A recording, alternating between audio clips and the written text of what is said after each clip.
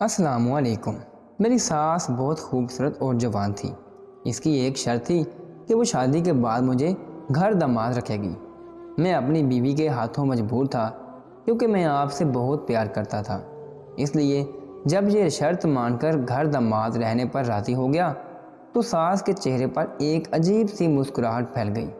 کچھ دن گزرے تھے تو مجھے ایسا محسوس ہوتا ہے کہ رات کو ہمارے کمرے میں کوئی چوری چوری جھانکتا ہے، لیکن کون ہو سکتا تھا؟ میرے ساتھ اپنے کمرے میں اکیلے ہی سوتی تھی اور میری بیوی کے علاوہ ہمارے گھر میں اور کوئی بھی نہیں تھا۔ ایک رات ایسی تھی جب مجھے کھڑکی سے کھٹکا سا ہوا تو میں نے پیچھے مڑ کر دیکھا تو میری ساس میرے کمرے میں جھانک رہی تھی اور مجھے دیکھتے ہی مجھے ہاتھ کے اشارے سے خاموش رہنے کو کہہ دیا۔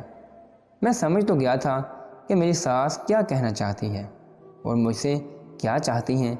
ایک رات میں نے اپنی بیوی کو نیند کی گولی کھلا کر ساس کو اشارہ کیا اور پھر میرا نام فرق ہے اور میرا تعلق ایک مڈل کلاس فیملی سے ہے۔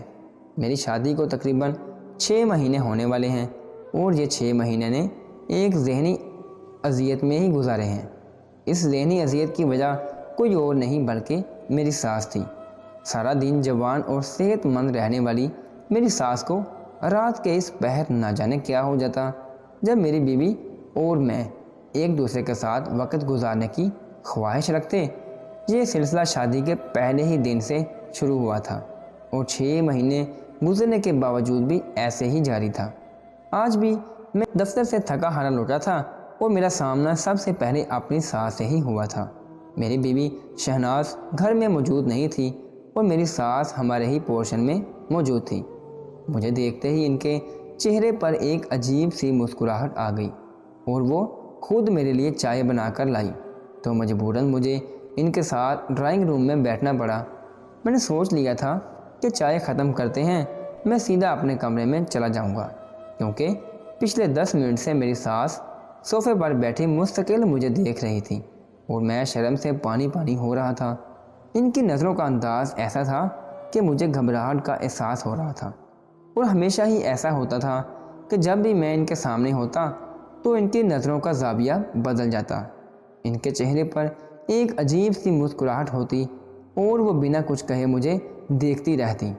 ابھی بھی وہ بنا کچھ کہے بس نظر جمائے مجھ پر بیٹھی تھی اور مجھے لگ رہا تھا کہ اگر میں تھوڑی دیر اور ان کے سامنے بیٹھا تو میرا سارا جسم پسینے میں شرابور ہو جائے گا۔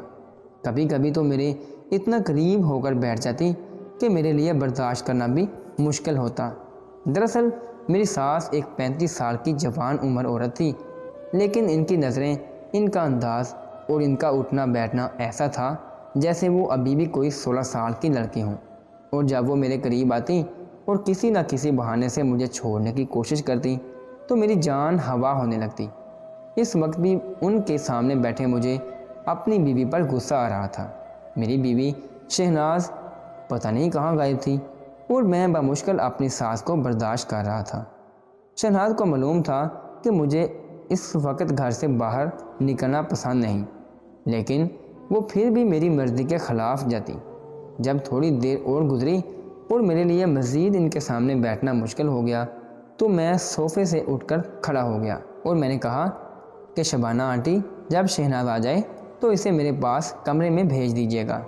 میری بات سنتے ہی آنٹی کہنے لگی کہ کمرے میں جا کر اکیلے کیا کرو گے؟ یہی میرے ساتھ بیٹھ کر مجھ سے بات کرو، میں بھی تنہائی میں بور ہو جاتی ہوں۔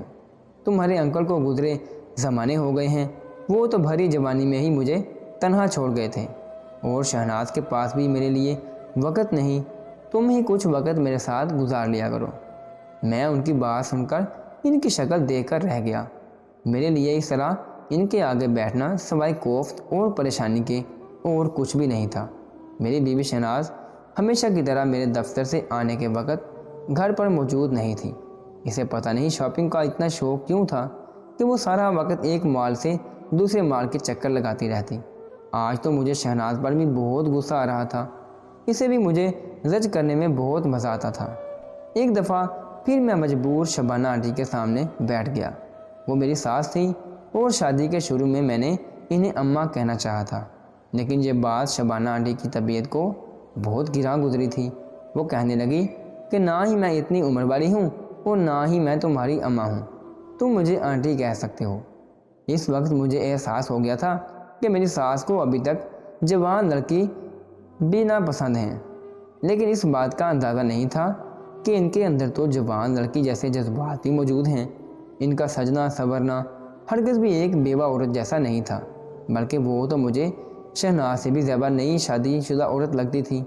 آدھے گھنٹے میں ایسے ہی ان کے سامنے بیٹھا ان کی نظروں کو برداشت کرتا رہا، اور پھر جب میری ہمت ختم ہوئی تو میں نے کہہ دیا کہ آنٹی تھوڑی دیر آرام کرنا چاہتا ہوں، شہناز تو پتہ نہیں کب آئے گی، لیکن میں آفس سے بہت تھکا ہوا آیا ہوں۔ اور آنٹی مسکرا کر کہنے لگی، اچھا جاؤ تم اپنے کمرے میں جا کر آرام کر لو۔